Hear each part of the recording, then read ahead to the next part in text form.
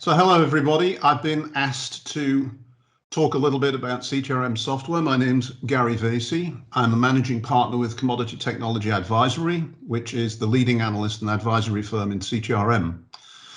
I've been in CTRM software full 25 years, and I actually helped name the software category back in the late 1990s.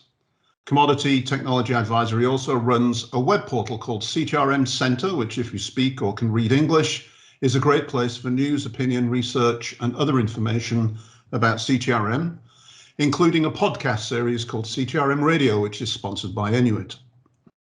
I wanted to start out first with some definitions and some terms so that we can communicate effectively. What we find is that there are many different names used for aspects of CTRM and related software. Those include things like ERP for commodities, commodity management, logistics, auto traders, this kind of thing.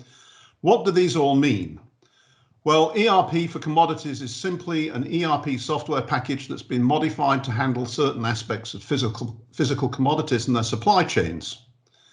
CTRM is the broader commodity trading and risk management software category with an emphasis on trade and risk management for any sort of commodity. ETRM is energy trading and risk management software, and this is basically CTRM, but specifically for energy. Commodity management is software that's focused more on the commodity supply chain. It may include the functionality that's in CTRM, as well as the ERP for commodities functionality in a single platform. And from our perspective, when we look at CTRM software, we do not include the logistics and scheduling pieces that are used to manage transportation, which may include things like grids, ships, barges, pipelines, trucks, that kind of thing. And then in the Western world, where electric power is now being traded on an intraday basis because of renewables, we're seeing a new subclass of ETRM software developed that's specifically for automated and algorithmic trading of both power and natural gas in those short-term markets. Well, commodity management is actually becoming quite an important software category. So we size the CTRM market, and it's gone from $1 billion plus to about 1.8 billion this year. But the commodity management software market is something like 5 to 6 times larger. And this is because physical players, essentially producers, consumers, processors, that kind of thing, actually need to manage the supply chain as well as do the trade and risk management aspects.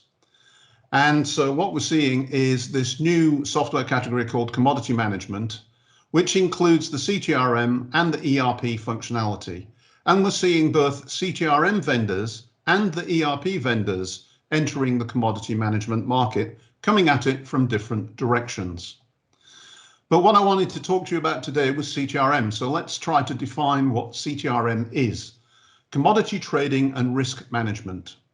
It has a trade-centric approach to its design. It was definitely built with trading and traders in mind. It allows the management of a portfolio of commodity trades. It allows the users to set up and define book structures at multiple levels to report physical and financial position by those different structures or levels. It also allows the user to look at their trades, their mark-to-market, profit and loss, physical and financial position, and much more, being able to drill into all of that information for more detail. It caters for both physical trades and financial trades. And it has the capability of handling or capturing a wide variety of trades, including OTC bilateral, exchange bilateral, exchange brokered, physical, financial, foreign exchange, interest rates, etc., etc. Another major differentiator in the CTRM software category is the availability of risk metrics built into the solution. You would expect to find some rather basic risk metrics in the average solution, just around mark-to-market and profit and loss perhaps, as well as analysis of positions. And in CTRM, the emphasis is on the T, trading, and the R, risk, so trade and risk management. As I said, these will also capture and manage financial trading, futures, options, swaps, etc., as well as exchange and over-the-counter trading. And they may also handle some level of hedge effectiveness testing in reality. It's often used by traders, both speculators and those that are handling physical commodities because of what they do, merchants, producers, etc. And we'll talk more about who uses this kind of software a little later. So just to summarize in terms of how these product categories are defined, ETRM is really CTRM for energy. And what we're seeing as the supply chain for commodities becomes more important, the logistics, the inventory management, the production planning, all of those sorts of aspects, traceability, workflow, we're beginning to see the need for an extended version of ERP. And when we bring those two things together, we call that commodity management. And the market is definitely heading in the direction of commodity management generally. Just one or two more definitions, because as I talk about this software category, which is extremely complex, it's important that we use the same language. We tend to look at the market for software as a triangle. At the top are the very large companies with hundreds of millions of dollars or whatever revenue and hundreds of thousands of people working for them. And at the bottom are the very small, single person, two person, handful of people, niche type companies that are operating in that market. And in the middle is what's called the middle tier. Historically, certainly in the West, the top tier has gone usually for either packaged software from vendors or built its own. The middle tier has usually gone for software packages from commercial vendors. And the bottom tier has often not been able to afford software and has utilized spreadsheets, typically. So those are what we call the market tiers, mid, bottom, and top tiers. We also talk about segmentation, because if you look at any supply chain, it goes from production to end user with several steps in between. And those are the different industry segments. So the producer segment is one industry segment with a set of specific requirements, and the consumer is another industry segment with its specific requirements. And to some extent, some of those requirements are shared, but some are specific to that segment. The same thing with geography. Each geographical area, North America, South America, Europe, Middle East, China, has its own rules, regulations, and practices and laws that need to be followed when undertaking these business processes. And those need to be reflected in these solutions and add to the complexity. Commodity. Each commodity has its own physical characteristics and qualities that will impact how that commodity can be moved, managed, traded, and priced, to say the least. And this adds another set of complexity on top. We then can step back and look at the supply chain around that particular commodity and discover that there are different types of assets employed across that supply chain. And each asset will have a set of specific requirements required of that CTRM or commodity management solution. So as you can see, it is a very complex software category. Another way to look at CTRM software, particularly commercial software, is to consider its historical development. And we feel this is an important way to understand what different vendors and products offer in terms of true capabilities. If we look at the market, it really started in about 1992 with FERC Order 636 in the United States. This unbundled the natural gas industry and made it competitive. That order was followed by Order 888 in 1996, which essentially did the same thing for electric power in the United States. At the time, of course, there were also some software providers offering metals trading and agricultural trading packages at that time, but these were mostly smaller vendors selling into local niche markets. And it was this deregulation of the gas and power markets in the USA that created a need for the software to manage and track trades and exposures. It resulted in a category of software called gas management initially, and that's where I started in the industry with a provider of gas management software in Houston, Texas. When power was subsequently deregulated, both the users and the vendors wanted to have both power and natural gas in the same solution. And so we tried to add power as a commodity, along with some rudimentary risk controls, and we created the software category energy trading and risk management. As time went by, other commodities were added and the ETRM became CTRM as we know it today. The problem with the historical perspective, though, is that every time the software category began to grow in terms of its size as a market, everything would change. We call those changes dislocation events as they dislocate the technology adoption curve. And examples would be the financial crisis of 2006, the collapse of Enron and the energy emergence in the USA prior to that. Each time one of these major changes takes place, all the requirements change and there is a dislocation event.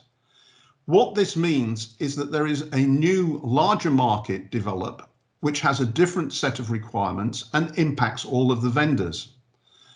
Sometimes it allows new entrants to enter from other asset classes like financial services, for example, or mining for metals, for example.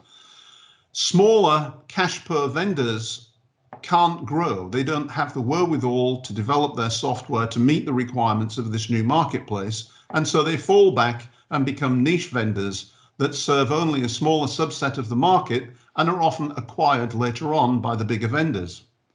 The bigger vendors, of course, are able to adapt, add the needed functionality, and move forward. So we tend to look at things in terms of this technology adoption curve, where you have the innovators and early adopters in any industry building or deploying software. And then there is this thing called the chasm before the early majority start to use this software. And of course, the later companies using the software are referred to, perhaps not very nicely, as laggards. And you can see that over time, the size of the market for that software category grows. In China, of course, you're probably in the early majority or even crossing the chasm phase when it comes to commercial CTRM software, but you will go through exactly the same technology adoption curve through time. The problem is as we've just talked about, the commodity markets are not homogeneous in terms of business processes, assets, reporting, data models. We talked about geographic and regulatory differences, commodity physical property differences, industry segment differences. So that one technology adoption curve is actually a whole series of different technology curves overlapping each other. And when something happens that changes the requirements, COVID-19, work from home, rise of renewables and the energy transition, regulatory changes, technology shifts like cloud and software as a service, then it disrupts that technology adoption curve and everything changes. The effect of that dislocation over time is that we still have over 120 vendors and products in the market, albeit there might only be 5 to 8 well-known suppliers. There are literally over 100 different products on the market, and there is some buyer confusion. Of those vendors, only 1 or 2 actually have revenues above $100 million US per annum. So you can see that the vast majority of them are extremely small. M&A activity has not been that successful. It's led to unhappy customers and buyer confusion. The other thing is that very few of the Western commercial vendors are public companies, which means that you have reduced visibility as a buyer into their balance sheet and health viability. We find today that many users in the West are basically stranded on older platforms and have issues with support and maintenance. And it also means that vendors can suddenly experience difficulties and the users are left in a situation where they're not properly supported. So for example, when TriplePoint was acquired by ION, all the people left TriplePoint and ION was left with a platform that it couldn't necessarily support in the short term, and the users were extremely unhappy. There's another thing that we need to consider as well, and that's a sort of psychological factor around maturity. And this is a Gartner graph. It's a Gartner device to try to explain this. So whenever any new technology comes out, everybody's very excited and very enthusiastic and very confident, and we have what's called a peak of inflated expectations. Because once we get into the implementation of the software and discover that actually it's not quite as good as we thought, and there are some problems that need to be resolved, everybody falls into this thing called the trough of disillusionment. And slowly but surely, by addressing the weaknesses and the surprises that we have during implementation, we climb the slope of enlightenment to the plateau of productivity. And this is a particularly good way to look at the market. When you go out to buy a piece of software or to procure a CTRM solution, you're probably at the peak of inflated expectations, and you probably need to adjust your expectations in order to avoid the trough of disillusionment. We also need to consider that deregulation is usually geography specific as well, with different rules, regulations. So deregulation in the US was followed by deregulation in Europe, and it still continues in other regional markets like Japan, for example. And in those local markets, there are often local suppliers who see an opportunity to enter the market from another asset class, like financial services, for example. But I'm telling you that our experience is that they do not have the faintest idea or understanding of the depth of complexity of physical commodities, and by and large, they usually fail to make that inroad into the CTRM segment. The real impact of M&A activities, it's summarized basically in these 5 points. From a vendor perspective, it's usually about gaining market share, and it's not necessarily beneficial for you, the customer. This is obvious when the acquired vendor actually has products that compete with the acquiring vendor. Often, the acquired vendor's staff will leave, and so the vendor that bought the software is left with a very complex piece of software that they really do not understand and cannot really maintain going forward. Sometimes, though, acquisitions are done with a reason of extending the footprint of their products, and these generally do succeed. It's much easier to add a product in and integrate them as opposed to buy 2 products that overlap and then have competitive warfare within the vendor itself. However, we think that buyers should be cautious and look at what M&A has meant and look at the historical perspective of the vendor offering you the software. If they're offering you a piece of software for electric power, was that software developed for natural gas and crude oil originally? If so, it was undoubtedly built for an hourly or daily daily or hourly market, and not necessarily a 15-minute or a 5-minute market as we now necessarily find in power. Some vendors have also successfully grown without buying others, and this is usually an indicator of a well-managed business and a good product.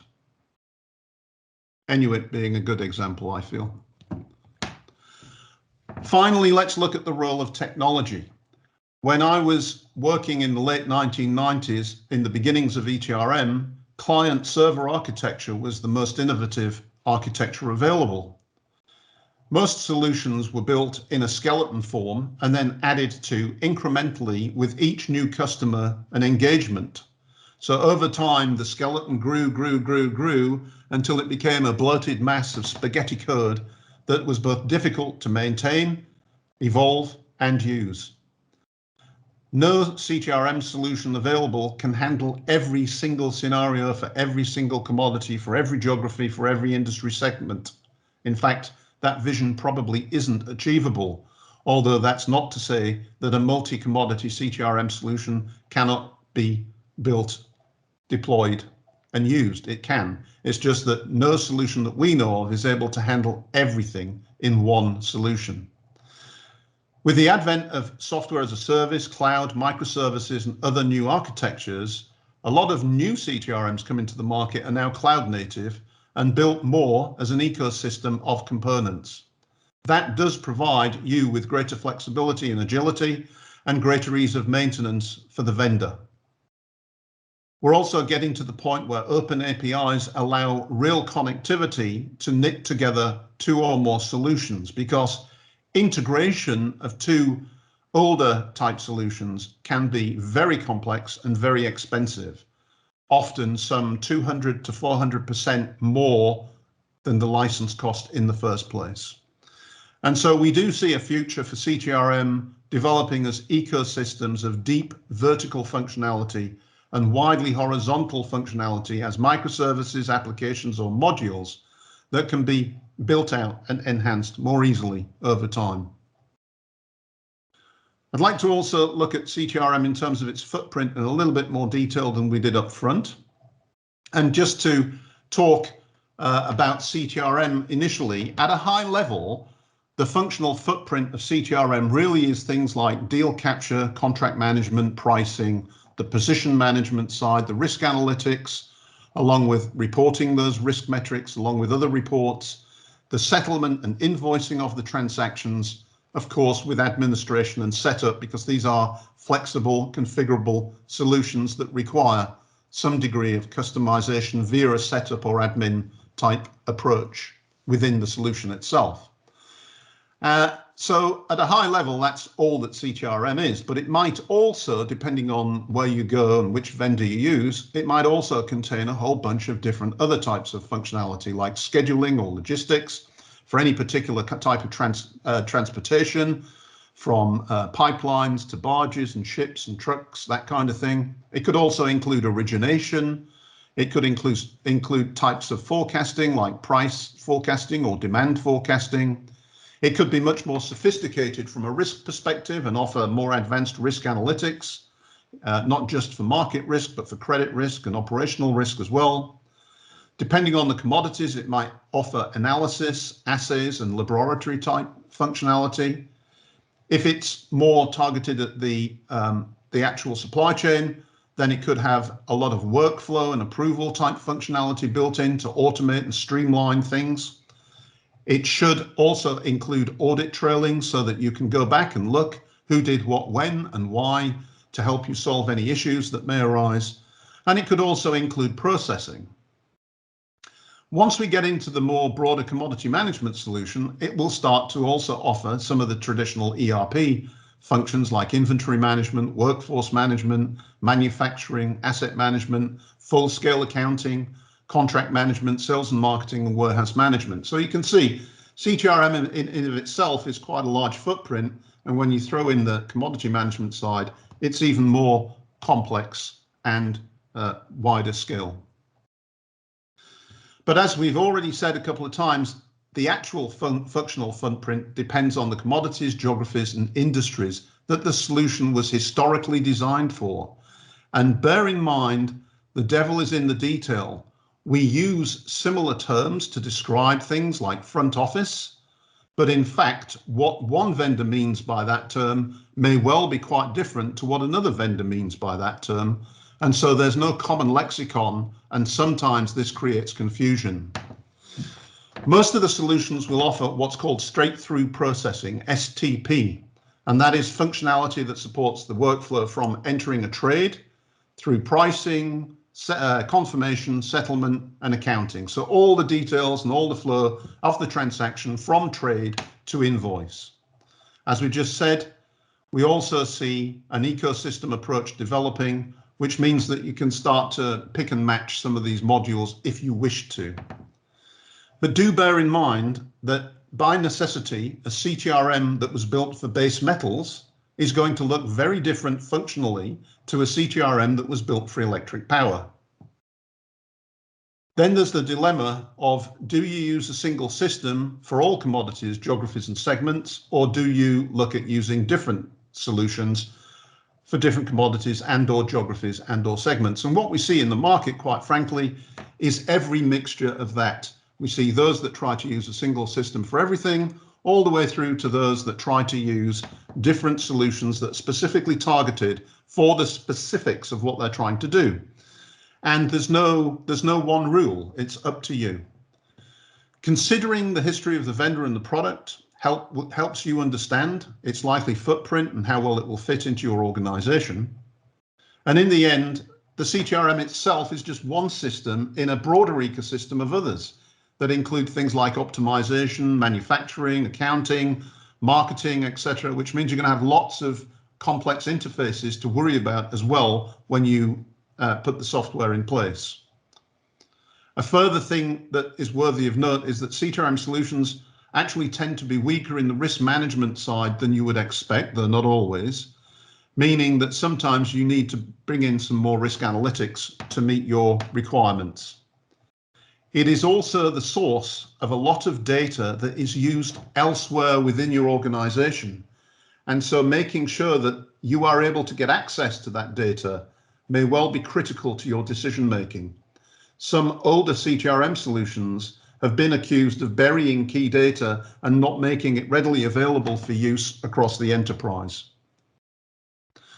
So who uses these types of solutions and why would they use them? Well, we see two types of entity using CTRM solutions, and those are asset holders in the commodities business.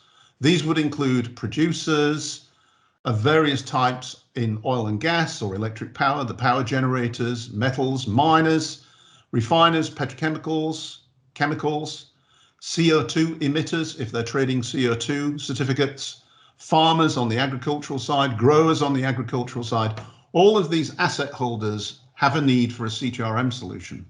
Equally on the other side, on the consumer side, whether it be food and beverage, airlines, other transportation companies, manufacturing, processors, retailers, they also have an exposure to commodities and they also need to manage those exposures using a CTRM. And then the other side of the industry are the merchants, the banks and the funds, the traders, both speculative and otherwise, and brokers whose activities are all about trading commodities and other financial instruments in order to either make money or to get rid of production, etc. And they need a CTRM as well. And these types of companies need this kind of software to both track and manage their portfolio of trades, which could be very, very complex, global and very broad.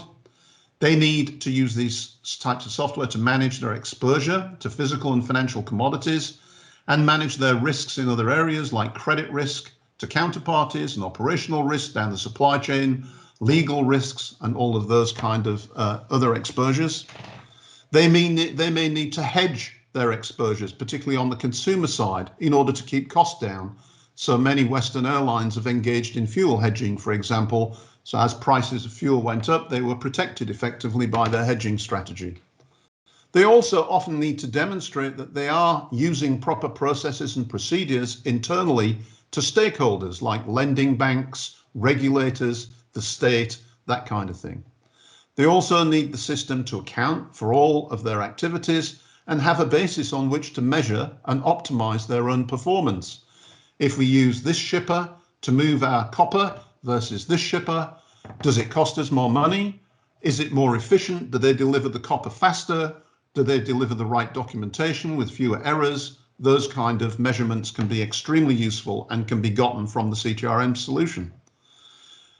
These solutions are also used to support the regulators and other authorities' requirements. So there's a lot of regulatory interest in commodities that's developed over the last 10, 15 years, and making those regulatory reports is necessary. There are very large fines in the West for not meeting those regulations, and proving that you've met those regulations is part of what a CTRM solution can help you do. And finally, it's to manage a very complex business more efficiently. So why would you buy one as opposed to build? Well, why would you reinvent something that already exists, that's already been worked on and used by many of your industry peers and can be procured or leased quite cost effectively? Building a CTRM solution, in our experience, is a very complex, very time consuming and very expensive enterprise. Yes, you may end up with a custom solution that meets nearly all of your requirements, but it has to be updated and migrated constantly to meet all of those new changing requirements, some of which change very abruptly, a government mandate and everything changes. It requires people and money to keep it maintained and supported, and only a few people within your organization will know how it really works, and if they leave, they take their knowledge with them. Whereas buying a CTRM, it might result in a solution that's actually maybe an 85% fit to your business, but you know its cost because it's contracted. You have a license, implementation support, or leasing fee.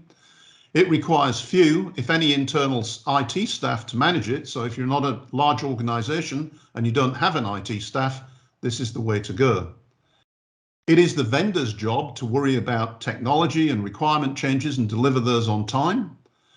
It allows you to adopt more standard processes where feasible, and adopt processes that were built into the solution and are used across the industry. In other words, best practice procedures for an industry. You also gain access to industry knowledgeable people who can bring their experience to your firm, who have worked with other firms like yours from the vendor and from the consulting community. And finally, why would you buy an international solution rather than a local one? Well, we've had 30 years of history in the West of CTRM software. And as you can see, it's been an interesting ride. So best practices have emerged over that time that have been built into these highly configurable software components. 30 years of mistakes made, rectified, and lessons learned is worth a lot of money and a lot of time. Commercial software comes with risks, but I think the risk of building internally is often significantly greater. And whilst you might see, as we do in Europe and North America and other geographies, local firms seeing an opportunity to move into CTRM, the reality is that they often don't understand the scale and complexity of the software category. So time and time again, what we see is local niche CTRM providers are not able to grow and are unable to develop a scalable solution for many markets. They remain just a small niche provider that ultimately will not be able to grow and meet the requirements of your business. And looking to other asset class software like financial services or fintech is also sometimes fraught with risk, because they too do not have expertise in commodities, or if they do, it's financial commodities only. And they underestimate the complexity of the physical side of the business. And therefore, we see that they have often quite a lot of difficulty developing a successful solution. At the end of the day, though, only you can make the decision. I just hope that some of the information I've provided today will help you make that decision. My name is Dr. Gary M. Vasey. I'm a managing partner with ComTech Technology Advisory. It's been my pleasure to talk to you today. And if you do speak English, please do visit ctrmcenter.com for more information. Thank you.